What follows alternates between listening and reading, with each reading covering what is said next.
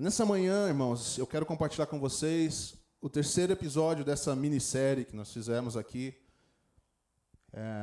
nesses últimos domingos. E nós vamos falar hoje sobre um terceiro caminho. Três caminhos, o terceiro deles hoje. No primeiro domingo eu conversei com vocês sobre o caminho da prosperidade. No segundo domingo eu conversei com vocês sobre o caminho da consolação.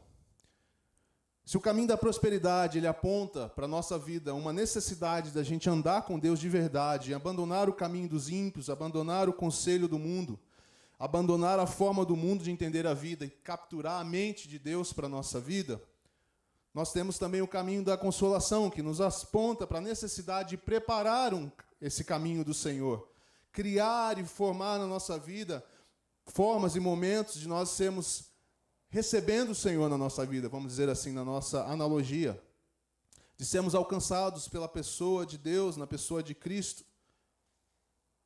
Nós vimos que Yahvé é o Senhor que virá, Ele é o Deus que encarnou em nosso meio, e nós usamos o texto de João Batista, e João Batista aponta para Cristo, ele anuncia a vinda do Senhor, e quando Jesus aparece, ele diz, eis que Ele está aqui conosco.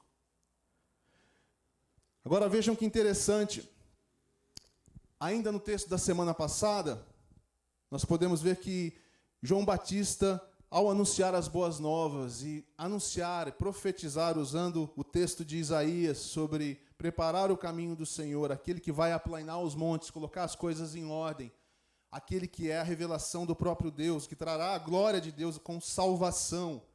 Quando ele anuncia isso, as pessoas olham para ele e dizem, o que nós devemos fazer? E a resposta de João Batista, ela é interessante, surpreendente, porque aqui nesse texto, capítulo 2 de Lucas, ou 3 de Lucas, melhor dizendo, vou ler só aqui uns versículos para você, não é o nosso texto de hoje principal, mas a resposta de João, ela nos surpreende de certa forma. Quando eles dizem, o que nós devemos fazer, João? João responde com 3 versículos que para mim não são conclusivos, mas apontam para algo. Uma das coisas que João disse, ele disse, meus irmãos, ele diz àquela multidão, aquela chamada raça de víboras, né? Aos raças de víboras eu digo o seguinte, se tiverem 2 vestimentas, deem uma a quem não tem, se tiverem comida, dividam com quem passa fome. Se vocês são cobradores de impostos, o que vocês devem fazer? Não cobrem impostos além daquilo que é exigido. Ele não disse assim, não deem impostos mais. Nós vamos ser subversivos no reino de Deus. Nós vamos burlar a lei. Isso não é de Deus. Ele não diz nada disso. Ele diz, olha, façam a sua profissão de acordo com aquilo que ela é colocada para ser feita. Não extrapolem. Não cobrem propina, não arranjem esquema. É mais ou menos isso que ele está querendo dizer. Não cobrem impostos além daquilo que é exigido. E soldados, outra profissão, outro ofício daquela época, e João Batista, se tivesse hoje, esse capítulo ia ter provavelmente umas 15 páginas, se ele fosse falar de todas as profissões e o que cada um de nós deveríamos fazer nas nossas atividades.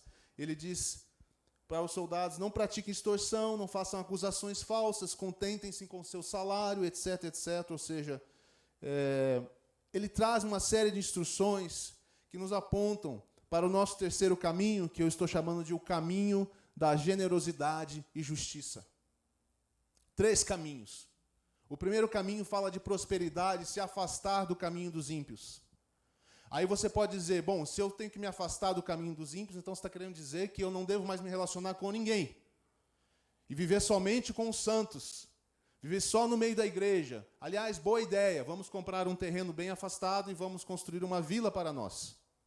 Assim nós cumpriremos a palavra do Senhor completamente, afastados completamente do caminho dos ímpios. Não vamos mais usar a internet. Aí um monte aqui de gente já não quer mais ir.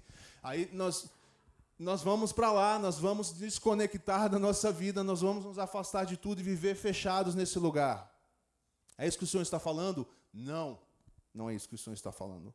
Quando nós ouvimos, então, para complementar essa ideia dos 3 caminhos, João Batista vem e fala do caminho de preparar o caminho do Senhor. Ele diz que o Senhor está vindo. E o Senhor, nós sabemos, o Senhor está constantemente vindo. Ele veio, Ele está vindo e Ele virá. Ele virá. Ele veio, ele está vindo e ele virá. E nós vimos naquele capítulo que o Senhor vem, em última instância, para trazer ao seu povo consolo e para trazer à humanidade a possibilidade de salvação. Esse texto de João Batista está inserido no capítulo, esqueci agora, de Isaías, onde diz exatamente isso. Consolem Israel, consolem o meu povo. Então ele diz, preparem o caminho do Senhor. Está inserido nesse contexto. O caminho do Senhor é o caminho que, em última instância, trará a verdadeira consolação. E nesse terceiro caminho, então, nós encontramos o caminho da generosidade. Porque quando o Senhor nos adverte a termos uma vida santa e andarmos no seu caminho, nos afastarmos do mal, Ele está falando principalmente de entendimento, de mente.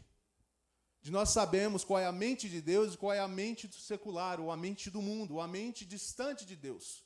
O caminho dos ímpios é o caminho daqueles que não temem a Deus, que não respeitam a Deus. Em alguns graus, eles vão além e eles ridicularizam e zombam a pessoa de Deus. É ignorância da sua parte acreditar em Deus, eles vão dizer. Mas Jesus, quando ele vem e aparece a João e começa seu ministério, você olha para a vida dele, e o que João Batista diz aqui como resposta às multidões, aponta justamente para aquilo que Jesus iria fazer, de certa forma, no seu ministério. Demonstrar uma generosidade acima de toda medida que já se foi conhecida em generosidade. Então, irmãos, se nós temos que andar no caminho da generosidade, baseado no Senhor Jesus, no seu exemplo, ele estava no meio das pessoas, mas ele não estava com as pessoas. O com aqui é assim, eu não estou na mesma mente. Eu não estou na mesma ideia. Eu não penso igual vocês religiosos, eu não penso igual vocês povo, eu penso com a minha mente. Eu falo o que eu escuto o Pai falar. Eu faço o que eu vejo o Pai fazendo. A minha mente não é a mente daqui. Eu não vou ouvir os seus mestres, eu não vou ouvir ninguém desse seu mundo. Eu sou o caminho, eu sou a verdade e eu sou a vida. Eu sou o centro. Jesus aponta e cumpre aquilo que João Batista está dizendo que nós deveríamos também fazer, andar num caminho de generosidade e justiça. Uma justiça e uma generosidade imensa, absurda, incondicional. Como que a gente faz isso? Como que a gente pode se espelhar nisso? Como é que isso é possível? Obviamente que toda a generosidade do cristão e toda a justiça que a gente exerça começa em Cristo. Ele é a nossa referência para a nossa vida. Amém? Qualquer coisa na vida cristã que você queira fazer, ela tem que começar em Cristo. Se ela não cabe em Cristo, se ela não alinha com Cristo, duvide, questione, cuidado. É assim que a gente avalia as ideias que chegam hoje para nós na nossa vida. Abra comigo a Bíblia em Filipenses capítulo 2. É o nosso texto dessa manhã. Nós vamos olhar para o Senhor Jesus e para o tamanho da sua generosidade no seu propósito de exercer justiça. Nós vamos nos inspirar nessa manhã, nessa palavra do Senhor. Filipenses 2, versículos 5 a 8, diz assim: tenham a mesma atitude. É Paulo dizendo aos filipenses, irmãos, tenham a mesma atitude, demonstrada por Cristo Jesus. A palavra aqui no original, em mesma atitude, fala de mesma mentalidade, uma mentalidade única. Entendam isso da mesma forma, para que vocês vivam em harmonia, segundo a mente de Deus para vocês, e não as suas próprias ideias, não os seus próprios limites, e não os seus próprios entendimentos, mas construam uma unidade de pensamento em torno desse ponto que ele vai trazer aqui. Ele diz, então, tendo a mesma atitude, demonstre essa mesma atitude de Cristo. Qual é a mesma atitude? Cristo, embora sendo Deus, não considerou que ser igual a Deus fosse algo que devesse se apegar. Em vez disso, esvaziou a si mesmo, assumiu a posição de servo ou escravo e nasceu como ser humano. Quando veio em forma humana, humilhou-se e foi obediente até a morte, e morte de cruz. Por isso Deus o elevou ao lugar de mais alta honra. Ele deu o nome que está acima de todos os nomes, para que ao nome de Jesus todo joelho se dobre. Profecia de Isaías 45, 23. Nos céus e na terra e debaixo da terra, e toda língua declare que Jesus Cristo é Kyrios. Lembra do Kyrios semana passada? Ouça lá. Jesus Cristo é o Kyrios. Ele é Deus para a glória de Deus, o Pai. É isso que diz o texto no original. Quando você olha para Cristo, então, e você que deseja aprender da sua generosidade, o que esse texto nos ensina, entre tantas outras coisas, eu quero focar nesse aspecto da generosidade. E Paulo está dizendo para nós que Cristo, na sua encarnação, nos revela a maior obra de generosidade jamais vista. Uma vez que ele, sendo Deus, ele abre mão de si mesmo e ele se torna homem. Ele não considerou ser igual a Deus algo que devia apegar-se, mas, e aqui é onde nós vamos chegar em última instância, mas esvaziou-se de si mesmo. E tomou a forma de servo e se entregou até a morte e morte de cruz. A chave aqui para você entender o caminho da generosidade e da justiça baseado em Cristo é que a generosidade de Cristo ela é sacrificial. Isso significa que a generosidade de Cristo ela é muito acima da generosidade mediana que nós às vezes conseguimos demonstrar ou experimentamos de outra pessoa. A generosidade de Cristo tem um nível sacrificial, de entrega completa, de esvaziar-se de si mesmo. Cristo não nos deu apenas recursos materiais, Ele deu a sua própria vida. O caminho da generosidade e da justiça, ele não se limita a dar ou fazer coisas, mas envolve dar de si mesmo, colocando outros acima de nossos próprios interesses. A minha vida está muito boa aqui como Deus, nos céus, mas por obediência, por desejo do meu coração, eu não vou me apegar ao fato de que eu sou Deus, eu vou abrir mão disso e vou encarnar, eu vou me fazer presente entre os homens e mulheres, para que eles conheçam o tamanho da minha generosidade e para que eu demonstre a eles a justiça de Deus. Eles precisam conhecer quem Deus é. Jesus fez isso. Entregou a sua vida inteira para que nós fôssemos abençoados e experimentássemos a generosidade de Deus. Ele abriu mão de si mesmo, ele esvaziou-se de si mesmo, ele entregou sua vida. Por isso é tão tranquilo para Jesus quando ele então vai nos ensinar ao longo do seu ministério coisas como ele diz em Marcos 8,35. Ele diz o seguinte: se você tentar se apegar à sua vida, você a perderá. Vocês não gostam muito de ler esse versículo, né? Eu também não sou muito fã, não. Dá uma pressão, não dá? Se você tentar se apegar à sua vida, você a perderá. Mas, se abrir mão...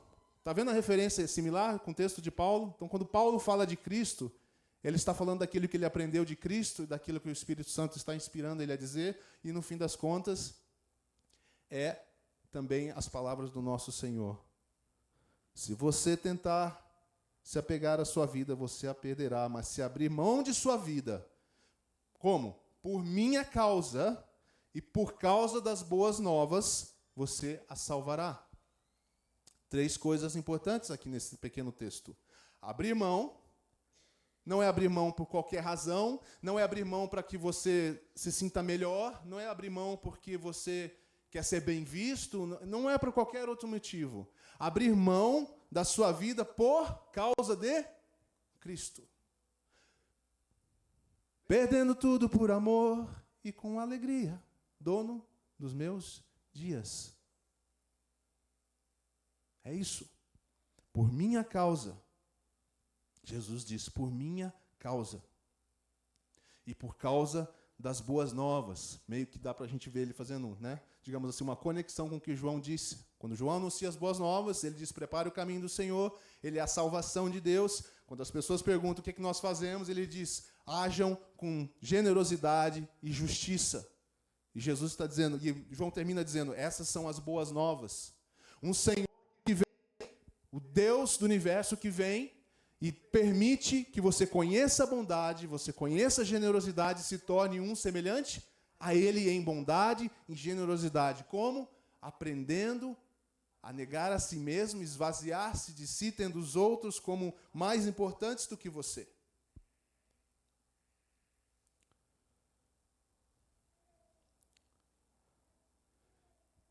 Quando nós falamos de generosidade e de justiça, às vezes a gente fica um pouco confuso nos dias de hoje, porque tem uma briga, sempre uma briga política, uma briga ideológica com relação a esse assunto. Nós não somos de um campo ou de outro como igreja, irmãos, nós somos do Evangelho, amém? Eu sei que é difícil transitar nessas coisas. Eu lembro que uma vez eu li uma frase do John Wimber que ele dizia assim, em inglês ele fala, do justice, faça justiça. Ele não ficou classificando a justiça, porque hoje a gente gosta de chamar a justiça, a igreja tem que fazer justiça social. A igreja tem que fazer justiça social, pessoal, não sei os nomes que você queira dar, justiça. A justiça que vem como exemplo de Cristo. Nós fomos chamados para fazer justiça em todas as áreas. Eu escrevi um pequeno texto aqui, eu vou ler para vocês para ficar mais certinho e eu não me alongar nessa parte, mas que eu fiquei pensando, refletindo depois desse texto. Eu escrevi isso depois que já tinha preparado a mensagem, ruminando, lembra do ruminando? Você fica pensando naquilo que você escreveu, aí você pensa que eu vou falar sobre isso mesmo, o que isso quer dizer para a minha vida. E aí eu acabei escrevendo rapidamente, até quando você está inspirado, você escreve rápido.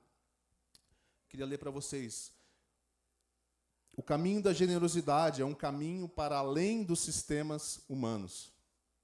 O caminho da generosidade e da justiça no ensino de Jesus, ele é contrário tanto ao capitalismo quanto ao socialismo. Pois ambos os sistemas tentam assumir o papel de Deus como provedor e centro da vida humana. No capitalismo, o foco está na produção individual e no acúmulo de bens, com a premissa de que se eu produzo, se eu fiz, eu tenho direito. Este sistema promove o eu como centro de todas as coisas, ignorando a dependência de Deus e a responsabilidade pelo próximo. O socialismo, por outro lado, desloca Deus do centro e coloca o Estado como suposto provedor supremo. Um dos teóricos dessa vertente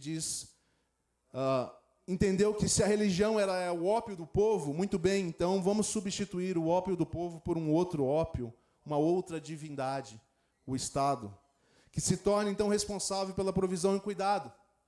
Essa visão, assim como o capitalismo substitui a adoração a Deus pela confiança em uma estrutura humana de controle e provisão.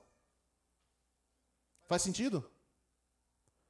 Assim, ambos os sistemas divergem do caminho da generosidade, exemplificado por Cristo e pelo Evangelho.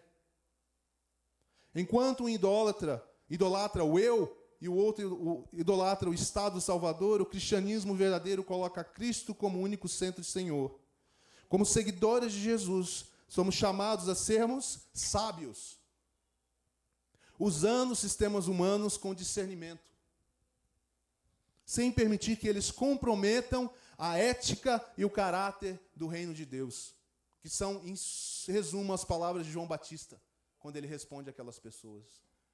Vocês foram chamados para ter uma outra ética e um outro tipo de expressão de caráter, aquela baseada em Cristo. Ele que vem. Devemos nos desprender de tudo que nos afastar da adoração plena a Cristo, nosso único e verdadeiro Deus, para que a nossa generosidade seja reflexo da sua graça. Amém? Sim ou não? Não sei. Fiquei em dúvida aí. De que formas nós podemos, então, pensar a generosidade? Um pouquinho mais prático, talvez, porque isso é muito amplo. Eu me lembrei de uma forma de nós mostrarmos isso, que nós já falamos aqui outras vezes no passado, e eu, de vez em quando, gosto de resgatar alguns assuntos e dar uma atualizada. De que forma generosidade, justiça precisa ser manifestada como algo do reino de Deus? A primeira coisa tem a ver com o nosso tempo. Lembra dos 4 T's? Um deles é o tempo. Nós precisamos aprender a sermos generosos e justos no tempo. No tempo para com Deus, no tempo com Deus, no tempo com nossos irmãos e na expansão do reino de Deus. Isso significa, muitas vezes, estar presente nas reuniões em grupos pequenos, sim. Chegar no horário, às vezes até antes do horário, para estar com os irmãos, porque eu valorizo a comunhão. Eu sou generoso no tempo que eu dou aos meus irmãos. Ser generoso no tempo que eu ofereço àqueles que sofrem e precisam da nossa atenção. É assim que eu sou generoso como Cristo, ao exemplo dele. Tempo é aquilo que nós parecemos ter menos nos dias atuais. É ou não é? É difícil para nós demais. É difícil para mim até escrever isso aqui, porque é aquela história da pessoa em frente do espelho, não é? Que nós falamos semana passada. Talvez a nossa cidade, por ser uma cidade grande, torna isso um pouco mais difícil, correria. Às vezes eu falo com outros irmãos de outras cidades menores, eles estão um pouco melhor que nós. Sobra mais tempo e eles investem talvez o tempo melhor. Mas, irmãos, também tem a ver com nossas escolhas. Se você for honesto e deixar alguém examinar a sua vida, senta com alguém e fala assim, eu vou te mostrar tudo que eu faço numa semana. E você me diz se eu estou usando bem meu tempo e se eu estou sendo generoso no meu tempo com as pessoas e com Deus. O que a pessoa ia dizer para você, se ela tiver liberdade de ser honesta? Essa é uma coisa que a gente pode autoavaliar. Agora, deixa eu dizer para você, o Senhor está observando o seu tempo. Ele conhece a sua agenda. Não vai dar para dar uma desculpa para Ele com relação a tempo e falta de tempo. Segunda coisa que nós podemos ser mais generosos é com nossos recursos, que a gente chama do segundo T, o tesouro, que tem a ver com a provisão, como nós falamos antes aqui. Vai muito para além de ofertas e dízimos regulares. Jesus falou que se nós não excedêssemos a justiça dos fariseus, vocês não entenderam nada ainda. Vocês estão na regrinha ainda, achando que estão fazendo muita coisa.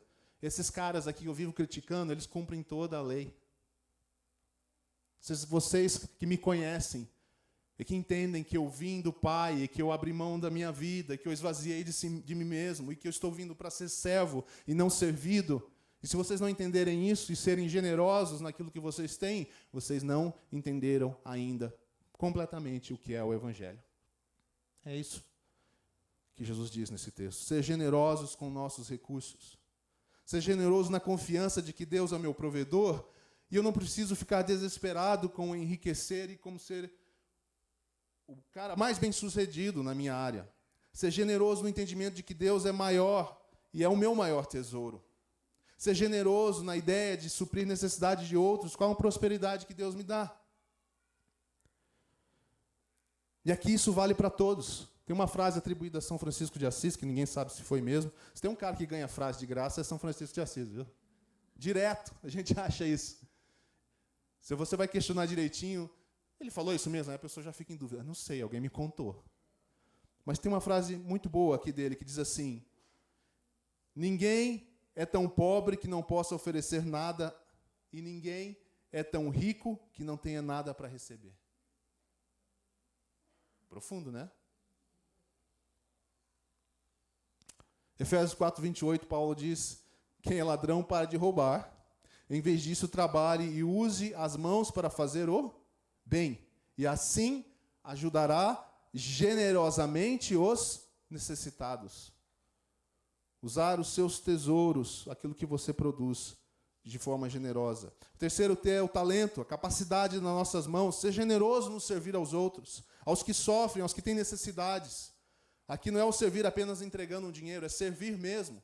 Porque tem coisa que não dá para fazer só com dinheiro. Quantas vezes você já considerou chegar mais cedo para ajudar no cafezinho aqui da igreja? Ou trazer um bolinho? Quantas vezes você já viu talvez um problema para ser resolvido e talvez você podia ajudar, mas você não se voluntariou? Seja generoso no serviço e no servir. Eu falei agora há pouco sobre a Assembleia, nós precisamos de voluntários em várias áreas. Outra vez, No exemplo de Paulo, ele deixa claro que o talento, as nossas mãos devem ser usados não só para nós, mas para os demais. Ele diz: vocês sabem que essas minhas mãos supriram minhas necessidades e as de meus companheiros. Paulo trabalhava não só para si. O ofício das suas mãos não era simplesmente para ele, mas era para ele e para aqueles que estavam com ele muitas vezes. Em tudo o que fiz, mostrei-lhe que, mediante o trabalho árduo, devemos ajudar os fracos. A nossa sociedade, às vezes nós mesmos, estamos cansados do tanto que nós trabalhamos. Eu não vou entrar em mérito aqui, às vezes a gente eu sei, é difícil, a gente tem que trabalhar, tem mais coisas que dar conta. Eu não estou falando disso, estou falando de coração, estou falando de entendimento, estou falando de mentalidade. Primeira coisa é você entender a diferença. Depois você pode trabalhar as dificuldades, certo? Primeira coisa é entender. Minha vida não é isso. Paulo está dizendo o seguinte, porque ele fala de trabalho árduo, não é sobre trabalhar pouco. Eu concordo, boa mensagem, vou começar a trabalhar bem pouco agora. Não? Paulo não está falando sobre isso, ele está falando sobre foco. Ele está falando sobre visão, a mudança de mentalidade. Que nós dizemos que somos do reino e não vivemos esse caminho da generosidade e justiça. Nós falhamos nisso.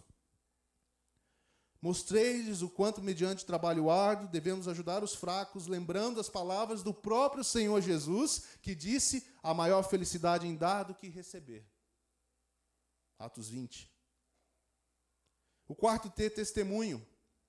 Como que a gente pode expandir essa questão do testemunho para o nosso tema da generosidade, do esvaziar-se de si, ter o outro acima em maior conta do que nós mesmos? Isso é difícil, né, gente? É difícil hoje em dia. O mundo está sempre assim. Melhore sua vida, tire o seu tempo de lazer, cuide da sua saúde. Tem até aqueles papos de assim, afaste-se de pessoas tóxicas. Nossa, a gente é tão frágil, né? Que a gente não pode ficar perto de ninguém que a gente já começa a passar mal. É difícil, gente. É difícil demais. Testemunho. O caminho da generosidade, se a gente entender ele em Cristo, vai levar a gente para a maior generosidade na nossa fé. No sentido de confiar que Deus trará fruto se nós testemunharmos da sua obra. Seja generoso em fé. Entende o que eu estou dizendo? Deixe a sua fé crescer em Deus. O Senhor há de fazer o que Ele quer fazer com o meu testemunho. Não é a respeito de mim. Não é a respeito da boa história ou da história nenhuma que eu posso contar num testemunho. É sobre falar de um Deus, é sobre falar de Cristo, é sobre falar sobre a ação do Espírito Santo no mundo e deixar que Deus cuide, que o seu testemunho seja frutífero. É sobre generosidade no risco, porque fé se soletra risco, R-I-S-C-O. Orar com esse entendimento de autoridade que nós temos em Cristo, seja generoso no risco. É assim que Deus vai se manifestar na vida das pessoas. É assim que você prepara o caminho do Senhor na vida das pessoas para que Deus se manifeste na vida delas. Começa com você e comigo. Seja generoso no amor incondicional e sem preconceito, tratando todos com equidade e justiça. Há um ódio que nós podemos ter na vida, é o ódio com a injustiça. Seja generoso nesses aspectos. Quando você vê uma injustiça, se for possível você interferir, interfira em favor daquele que está sendo injustiçado. Seja generoso, é um testemunho isso. Fulano não aceita injustiça. Quando ele vê uma injustiça, ele já se move. Eu gosto de falar, é sempre bom que a gente não fique falando da gente, né? Às vezes a gente não tem nem o que falar, mas mesmo quando a gente tem, trazer o testemunho, eu até sugeri para vocês ouvirem do Admir, é um cara que eu admiro muito. O Admir não deixa passar questões de escassez ou de falta de provisão ou de injustiça. Ele já toma para si, se ele não tem como fazer, ele arranja alguém, ele vai atrás, ele não consegue ficar. E eu conheço o Admir para dizer para vocês que ele não tem nada a ver com a identidade dele, ele se sentir bem ou qualquer coisa desse tipo. Ele simplesmente entendeu que esse é o propósito da vida do cristão e ele não pode impor isso em ninguém, então eu vou fazer a minha parte. E onde ele vê, seja qual for o assunto, ele vai agir com generosidade e ele vai agir em grande medida em relação à justiça. Generosidade na perseverança nos dias de luto. Seja generoso na perseverança. Seja bem perseverante. Isso é testemunho. Como pode você enfrentar todas essas coisas, como lá, né, a esposa de Jó, e não começar a falar coisas duras para Deus? Seja generoso na gratidão e não na reclamação. Seja generoso, isso é testemunho. Nunca vi você reclamando e eu reclamo por qualquer coisa. O que acontece com você? É um testemunho. Seja generoso nas palavras boas ao invés de acusações e cobranças. Seja generoso no tempo, no talento, no tesouro. Isso é testemunho. Uma vida que sem palavras diz a todos, né? Deus é digno do meu ser por completo. Ele é digno das minhas mãos, Ele é digno do que eu produzo, Ele é digno do meu tempo. O que é que as pessoas estão lendo nas nossas vidas? Qual é o testemunho que elas estão encontrando? Todos esses textos, como eu usei aqui nessa forma de apresentar para vocês, exigem grande generosidade.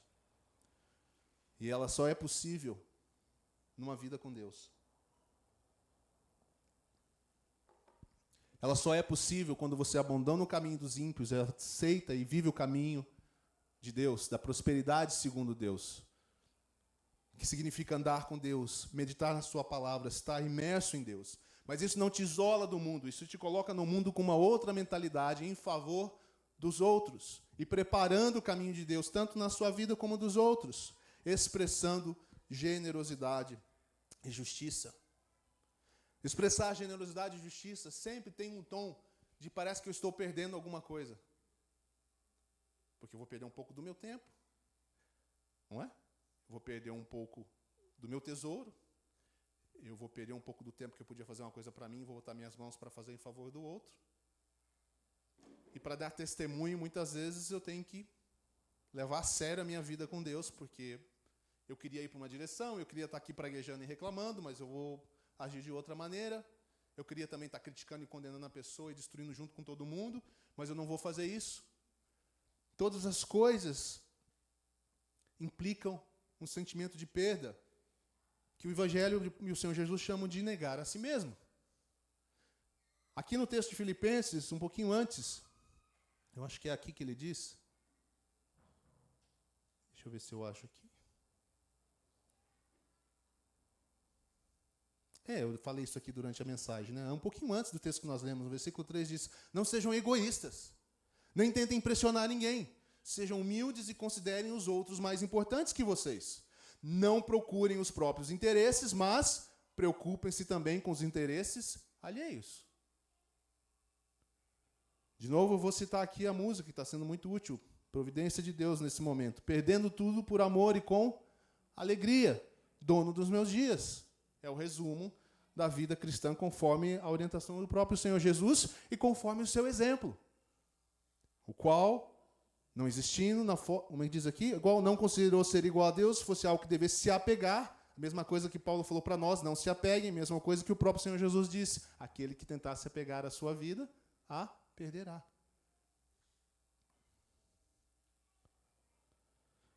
Diante de nós está uma escolha. Nós andaremos pelo caminho da generosidade e justiça. Esse caminho é também o mesmo caminho da consolação. Esse caminho é o caminho também do encontro com o Senhor, quando a gente prepara esse caminho. Os evangelhos também nos ensinam. Alguns perguntam a Jesus: quando é que eu te vi, Senhor? Todo mundo quer ver Jesus, né? Quando é que eu te vi? Quando é que eu me encontrei com o Senhor? O que ele responde? Vamos lá?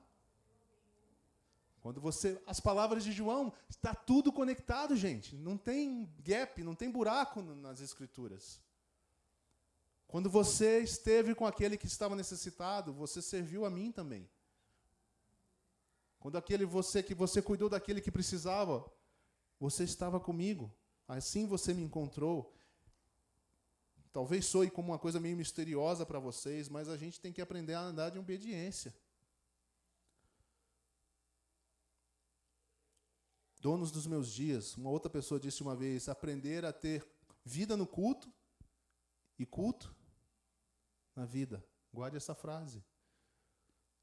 Não é sobre só o domingo. O exemplo bom que a gente tem na igreja aqui, a gente usa também, né? Aquela coisa da concentração. Aqui é o campo de concentração antes do jogo. O gramado está lá fora. O fight está lá fora. Aqui a gente encontra o nosso Senhor, a gente ouve a sua instrução, é como fosse o técnico, né? Ó, gente, vai ser assim. É assim que eu quero fazer essa semana. Essa é a estratégia para essa semana. Nós nos enchemos, nos inspiramos com esse discurso, né? Vamos usar essa palavra, com a fala de Deus para nós, e nós vamos para a vida. Paulo nos ensina isso em Romanos 12. O culto racional, que é a vossa vida. Eu nem gosto de chamar isso aqui de culto, vocês sabem disso, né? Eu gosto de chamar de reunião, celebração, encontro. Porque não existe esse negócio de ir para o culto.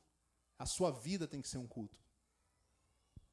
Se a sua vida e a minha vida não são um culto, nós não entendemos ainda o nosso chamado.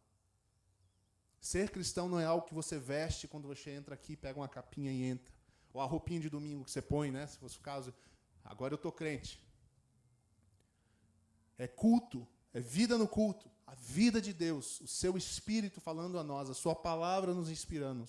E depois é vida, é culto na vida. Ou seja, a sua vida, oferta, entregue, queimada, cheirosa ao Senhor. Alinhada com a vontade de Deus, espelhada no modelo de Cristo, que esvaziou-se de si mesmo. Essa é a palavra para você nessa semana, nesse dia. Esvaziamos-nos de nós mesmos. Eu acho que isso nós estamos precisando, pedir a Deus que nos ajude.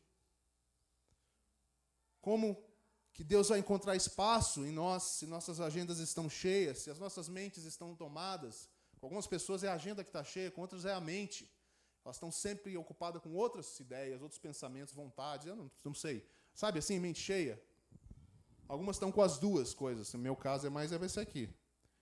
Tem muita coisa para fazer e eu fico pensando em coisa demais. Eu paro e falo, Senhor, preciso melhorar isso aí. Como é que Deus vai encontrar espaço em nós? Nós estamos cheios, nosso coração está atraído por outros tesouros.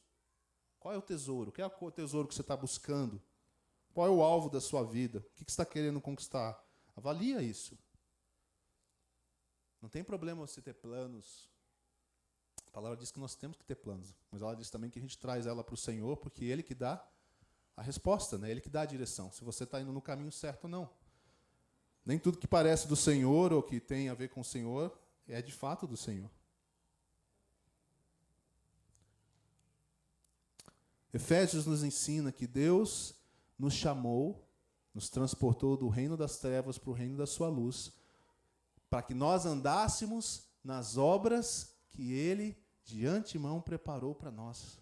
Quando nós nos tornamos cristãos, pequenos cristos, como nós nos tornamos agora filhos e filhas, irmãos de Jesus, servos como Ele foi, nós começamos a andar não mais nas suas obras. Isso talvez deveria mudar alguma coisa na nossa cabeça, vocês concordam? Começam a cara, eu não fui chamado a andar nas minhas obras, nas coisas que eu quero construir. Fui chamado para andar nas obras que o próprio Deus preparou para que eu andasse. Eu estou com vocês nisso aqui, eu acho, estou pensando aqui agora. A gente devia levantar todo dia de manhã e não sair do quarto quase, até entender qual é a obra que Deus preparou para eu andar nesse dia. Faz sentido ou não? Deveria ser. Eu não faço isso. Você faz isso? Eu não faço isso. Estou pensando aqui lendo. Se Deus preparou obras para que eu andasse nela, por que eu ando nas minhas obras? E, gente, não confunda a obra com ser missionário, pastor, líder de louvor, pessoa que trabalha na recepção, no grupo de... Não é isso. Isso também é obra. Obra é o propósito de Deus para a sua vida segundo o caráter dele naquilo que você foi chamado para fazer. Se você não está nisso, saia disso e procure o que é a vontade de Deus para a sua vida. Não tenha medo de ser aquilo que Deus chamou para você ser. Não seja aquilo que o mundo diz que você precisa ser. Está claro? Nós não vamos acertar em tudo. Mas se esse é o nosso alvo, nós vamos corrigindo. Não vai ser sem dor. Não vai ser, muitas vezes, sem contrariar o pensamento da sociedade, sem contrariar, às vezes, até a nossa família, os familiares. Não sei qual é a sua situação, mas é uma coisa que você precisa fazer com Deus. Eu não posso dizer para você qual é. Posso até te ajudar a conversar sobre isso e pensar junto. Mas você precisa encontrar isso na sua vida. Senhor, o que realmente são as obras que o Senhor chamou para eu fazer. É como se dissesse assim: Senhor, eu não quero que o Senhor tenha perdido o seu tempo preparando obras para mim e agora eu não dou bola, eu nem estou preocupado muito com isso, porque eu estou ocupado com as minhas obras. O caminho para nós do Senhor, irmãos, é esse: o caminho da generosidade e justiça. Esse é o cerne da vida cristã, baseada em Cristo Jesus. Ele é o caminho que revela Cristo. Ele é um caminho que vai apontar o reino. Ele vai atrair outros para o reino. Eu queria desafiar você nessa manhã para que essa semana já você começasse a pensar mais sobre isso. Tá bom? Pense em questões práticas, como que você pode ser generoso, em que áreas você precisa ser mais generoso. Talvez seja 1, 2, 3, não sei. Pense sobre isso, ore ao Senhor. Fala: Senhor, eu realmente quero ser mais como Tu és. E ser mais como Jesus significa esvaziar-se de si mesmo. E em obediência a Deus, servir. Em obediência a Deus, amá-lo. Em obediência a Deus, dar a sua vida pelo reino de Deus, para que você a ganhe. Há um mistério aí. Eu não vou dizer nem que isso é só sobre salvação. Há um elemento aí que talvez seja até de satisfação na sua vida hoje já. Ganhar a sua vida, a vida que você está vivendo. A vida eterna, segundo o evangelista João, é conhecer ao Senhor, não é? A vida eterna é essa. Muita gente está vivendo a vida achando que a verdadeira vida começa depois da morte. Ela não começa depois da morte. As Escrituras ensinam que a vida com Cristo começou quando você conheceu o Senhor. Então, é bem possível que ao que você começar a andar nas obras do Senhor, um caminho da generosidade e justiça, a sua vida se torne algo melhor, mais profundo, naturalmente sobrenatural, ou sobrenaturalmente natural, não sei. Entendeu? A sua vida. Nós não encontremos maior satisfação. Porque agora nós encaixamos a nossa vida naquilo que Deus preparou para nós, ao invés de tentar, sendo triângulos, nos encaixarmos no quadrado que estão nos propondo. Se Deus te fez para ser um triângulo, Ele fez um caminho para você que cabe um triângulo. Se Deus te fez quadrado, Ele fez um caminho para você lá na eternidade, que cabe um quadrado. Nós precisamos parar de ficar tentando nosso possível formato numa outra forma, que não foi feita para nós. Enquanto você pensa nisso, lembre-se que na essência de todas essas formas de caminhar está o caminho da generosidade e da justiça, que não tem a ver com nada com as propostas desse mundo. Pode haver similaridades. O nosso caminho, a nossa boa nova, é a boa nova do Evangelho, segundo a pessoa de Jesus. Amém? Amém. Deus nos abençoe. Uma oração para hoje que eu escrevi aqui: sara-nos, ó Deus. Nós estamos perdidos em nós mesmos. Dá-nos um coração igual ao teu. Que essa talvez seja também a sua oração nessa manhã. Vamos orar?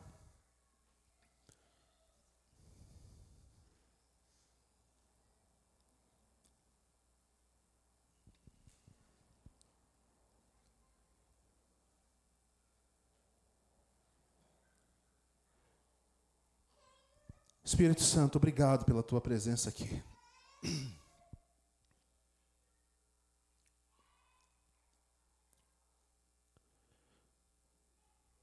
Vem sobre nós, porque muitas vezes a palavra do nosso Deus é dura para nós, Senhor. É desafiadora demais. Nós não queremos ser hipócritas, Senhor, que conhecem a tua palavra, que falam da tua palavra, mas que não vivem o verdadeiro evangelho. Nessa manhã, Senhor, o nosso pedido é que o Senhor nos sare, nos cure de nós mesmos, Senhor. De nossos próprios anseios, planos, de caminhos que estão comprometidos, Senhor, por ideias que não vêm do teu evangelho, porque a nossa vida pertence a ti, Senhor. Corrige o nosso rumo, Senhor, para que nós sejamos verdadeiramente a tua igreja. Porque nós cremos, Senhor, é dessa forma que teremos vida no culto, Senhor. Porque quando o Senhor for realmente a nossa prioridade, o Senhor virá. Tua palavra diz: buscar-me-eis e me achareis, quando me buscares de todo o coração.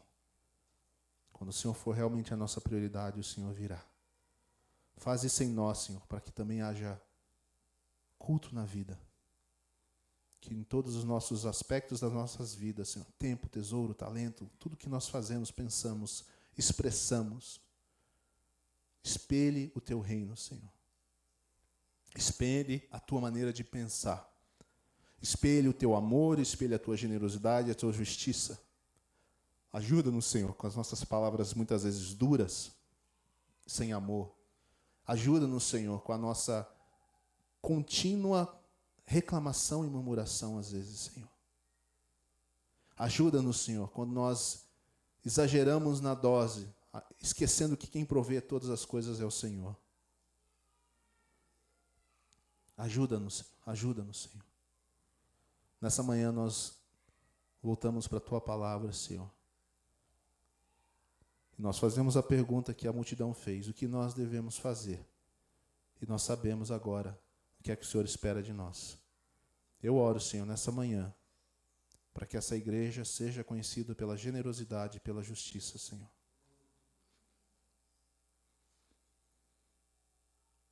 Esse mundo precisa tanto, Senhor. O Senhor veio para isso. Faz isso no nosso meio, Senhor.